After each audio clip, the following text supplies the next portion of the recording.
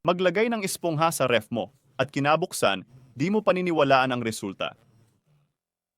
Kung inisip mo na ang espongha ay ginagamit lang panghugas ng pinggan, hindi tama.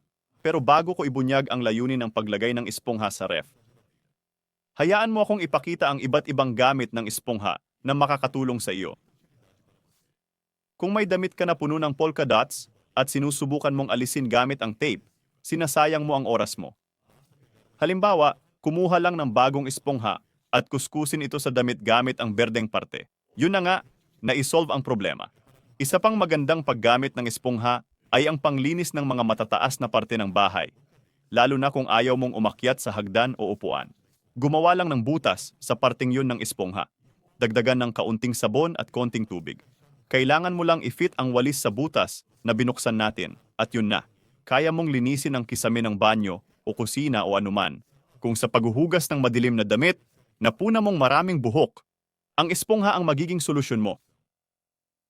Bago simulan ang paghuhugas, magkakasama muna ng espongha. Sa ginawa mo, lumikha ka ng pang-atrak sa buhok. Ang espongha ay parang magnet, pumipigil sa buhok na dumikit sa damit. Ang espongha ay mahusay din sa pagpapabango ng banyo. Gupitin lang ang espongha sa gitna. Gagamitin natin ang isa sa mga hati. Pagkatapos noon, gumawa ng lukab sa pagitan ng dilaw at berde. Ganito kalaki. Kumuha ng mabangong sabon at gupitin ang maliit na piraso. Tapos ang piraso ay ilagay sa loob ng espongha. Pagkatapos, secure ang espongha gamit ang holder ng sanitary stone. Tapos ilagay na lang sa vase. At tuwing flush ng inidoro, may lalabas na sabon na nagbibigay ng mabango sa inidoro at tinatanggal ang malakas na amoy ng ihi. Alamin kung bakit dapat lagyan ng espongha sa loob ng ref matapos mong malaman ang iba't ibang gamit nito. Kumuha ng bago na espongha. Maglagay ng konting asin sa espongha, ikalat ito gamit ang daliri. At pagkatapos ay ilagay ang espongha sa ref.